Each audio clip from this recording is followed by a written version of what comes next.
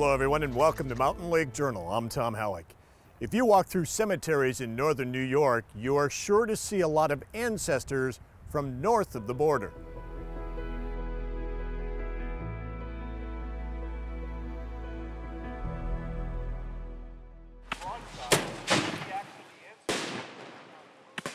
And while every year our region commemorates two of the famous battles on Lake Champlain that played vital roles in the making of our nation, there was another historic battle not far from the tip of the lake in Rouse's Point that most of us Americans have never heard about. Yet for Canadians, the uprising and rebellion that took place in this small community just 2 miles north of the border was nothing short of a revolution.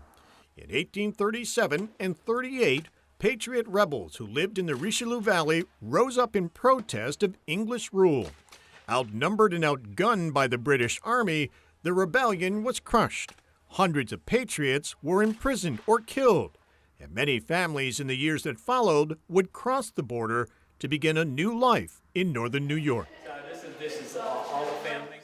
Clinton Community College French professor David Graham says the number of families that resettled in the North Country was significant.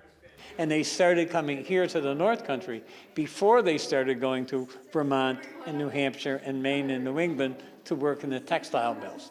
They came here just to get away from that, and most of them became farmers or laborers. Recently, Graham set up a display on the rebellion and asked students to check their genealogy to see if their ancestors were among the rebels who migrated to New York. The red names of the people who were hanged in 1838 and 1839 all have relatives in Clinton County. Krista Rule says even though her mother's family is from Quebec, she had never heard of the rebellion. So it was just kind of cool to know that your family was involved, possibly involved in this sort of thing that you didn't even know anything about. And David Graham hopes it raises awareness about the shared history between our two nations.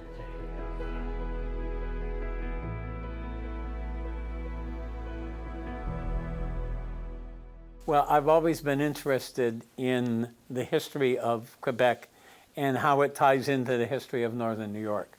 And a long time ago, when I lived on Long Island, it was far from me. But now, ever since we've been here, I've been able to go out and touch and see the history. And I've always looked for ways to tie the Quebec side of the border to this side. And this is the most obvious and outstanding incident, this whole Patriot Rebellion, that's a part of our local history that many Canadians know a lot about and few Americans know very much about at all. And I was looking for a way to show the connection between the both sides of the border. The Patriot Rebellion happened in the early to... It happened from 1837 to 1838.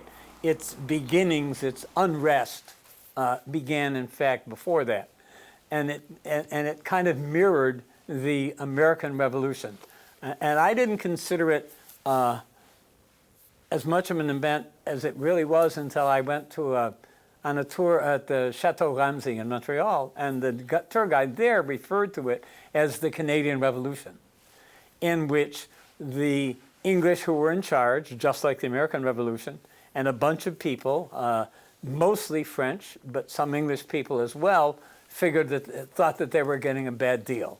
And so they rebelled over 2 years, and the battles that were fought mainly in the Montérégie area and down here near our border, and in the Montreal area as well.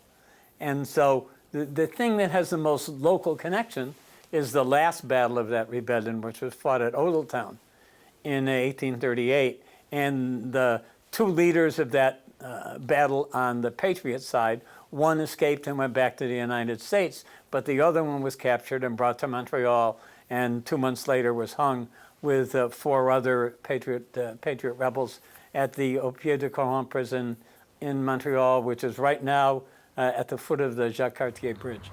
And for folks who may not be familiar, this battle took place just a stone's throw across the border. Right, it's 2.5 miles across the border, not far at all from Northeastern Clinton High School. There's this little tiny church at Odelltown, and directly facing the church was the field in which the battle was fought. And people may cross the border often to go up the road there to avoid the traffic jams on At the border. Interstate 15. Sure. And they go right by this little church all the time and might not even know it. During that era, in the mid-1830s, the people living in Quebec objected to English rule. They were rising Right. up again. They objected to the taxes, and they objected to the lack of power that they didn't have, that the government made a whole series of rules that they felt were completely unfair to them. And it was, in essence, a revolt of quite a few farmers and 4 or 5 other leaders that pretty much was destined to fail from the start because they were too small in number to stand up to the British Army. So the rebellion was squashed. A number of them were captured, as you mentioned, some of them put to death. Others used that as an opportunity to leave. Right, because of all the unrest. It was right around 1840 when the very first significant number of French Canadians left Quebec and came to the United States. Now, often we associate French Canadians with Maine and Rhode Island and New Hampshire and Vermont, but in fact, the very first substantial number of French Canadians that came across the border came to, not to all those other places, but came to New York. And many Canadians know about this history, but again, Yes. just across the border, unless your relatives were part of it, or Right. a lot of people may not be aware. And that's the other thing we're trying to do too, was not just make them aware of the battle, but make our students here at Clinton Community College aware that there's French in their family, and that those French people took part in a revolution as well, and that in my own view, not enough people know and even don't appreciate enough their French heritage of all the things that those farmer guys went through to try and get a good deal for themselves. And I think that it's something else that I'd like to try and do as a result of this exhibition, to try and encourage the Franco-Americans of Clinton County to delve further into their roots and find out who their ancestors were and find out what they did, and in fact be proud of that ancestry. Tell us a little about the exhibit. I found some photos online to put together to show what happened around here. Some pictures of the battle, some of the people that were involved in it. And so try to put all those things together in an interesting way to grab and attract students' attention, to find out, hey, is there French in your family? And if there is, okay, what are their names? And I had a woman this morning who said, well, I know there's French in my family. I said, what's your name? She said, it's Baker. And I said, okay. What's your French family name? I don't know. Well, how does this sound? Boulanger. Is that right? Yeah, that sounds familiar, because boulanger is the French word for baker. Okay? And there's also Monsieur Dupont, who came down across the border and changed his name to Bridges.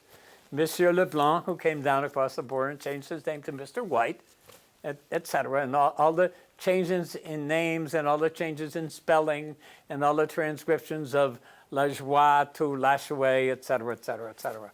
And all of those things, all of those things are all around us here. And we should pay attention to them and honor them and be proud of them.